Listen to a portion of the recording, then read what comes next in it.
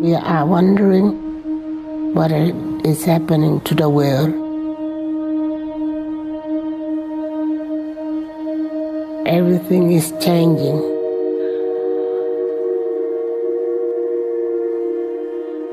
The very idea of human being some sort of natural concept is really going to change. Our bodies will be so high-tech, we won't be able to really distinguish between what's natural and what's artificial. This is profound. She said the very idea of human beings being some sort of a natural concept is going to change, and that our bodies are going to be so high-tech we will not be able to distinguish between what's natural and what's artificial. This is the merger of man and machine. This is the transhumanist agenda. This is the World Economic Forum's official video from their own YouTube channel.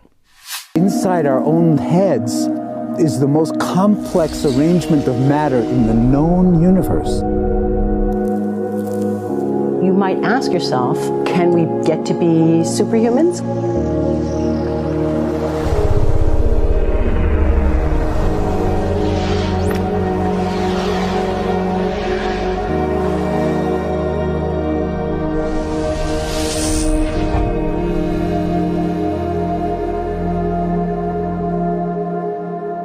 The original Industrial Revolution was driven by the discovery that you could use steam engines to do all kinds of interesting things.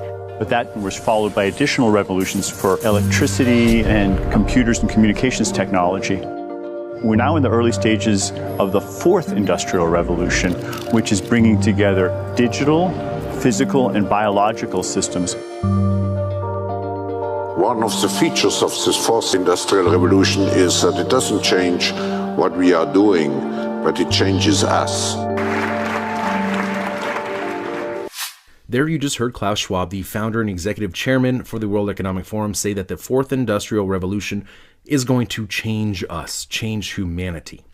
With the ability to visualize brain activity, for example, through a simple consumer-based EEG device, it gives us access to ourselves in ways that we've never before thought possible. It unlocks the black box that is the brain and enables us to really, truly be able to realize an identity that is aspirational. There's now a scientific foundation for the effects of mindfulness on the brain, on the genome, on biological aging. And when the human mind does know itself, then you get the potential for a new renaissance that restructures itself in terms of our relationship to life, our relationship to the planet, our relationship to work. We need a different economic model.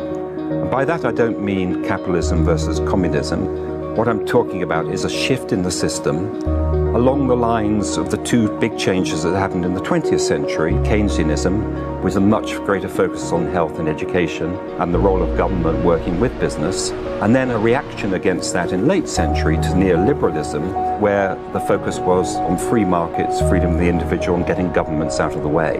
We need a shift to a new system that will allow us to meet the basic needs of every human on the planet, that will live within planetary means, that will be fairer, and that will be focused as its key goal, not on growth per se, but on maximizing human well-being. And history tells us that a values shift is triggered by creation of a new story about how we want to live.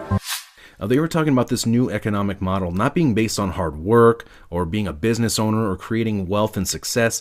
They were talking about a new global economic order that will be fairer, they say, and essentially redistribute wealth, your wealth, as they see fit to lower the standards where you are in your countries or in some countries and raise them in others. So the goal is no longer, I want to be less bad, less monotonous, less unsafe, less unjust. It's really about a diverse, safe, healthy, and just world with clean air, clean water, clean soil, clean energy. Together we are fighting to preserve our fragile climate from irreversible damage and devastation of unthinkable proportions. Are you beginning to see crisis has accelerated the 2030 agenda and global governance, and how they use public figures such as celebrities to help sell it to the public because people do not trust governments and institutions? Now, of course, the fourth industrial revolution will be sold to humanity as a way to better mankind, a word which they don't want you to use. Mankind, the UN doesn't like that. They want humankind, right? Anyways, they will make paralyzed people walk again. They will help the blind to see. And while this is all amazing and great, history shows us that time and time again, things that could be used to benefit humanity are often weaponized and turned against humanity. Humans have always been using tools, but because of the recent advances in technology, we're beginning to have machines that can augment us in all sorts of interesting ways. I was the first person in the world to be able to voluntarily move my legs while stepping in a robot by exciting the nervous system using electrical stimulators directly onto the spine. We believe that a cure will be possible if enough of the right people have the will to fast-track a cure for paralysis. The projection of 5 million jobs lost by 2020 to technology is serious, but it's not the main question. Construction, manufacturing, services, public health and education, these industries will still exist. The main question is, what will be the future of work? How will we define work? How will we share the wealth? One of the things that I think is so essential to free and open societies is freedom of thought. And up until now, the conversation we've been having is around freedom of speech. Once we can access people's thoughts and access people's emotion, we have to create a space that enables people to think freely, to think divergent thoughts, to think creative thoughts. And in a society where people fear having those thoughts, the likelihood of being able to enjoy progress is significantly diminished. Did you just hear that?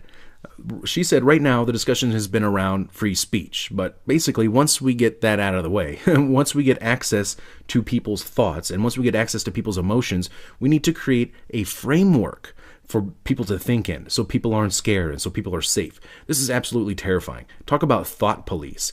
They are fully intending and telling us right now that they plan to have direct access to your thoughts and to your emotions and be able to manipulate them as they see fit, of course, for the greater good.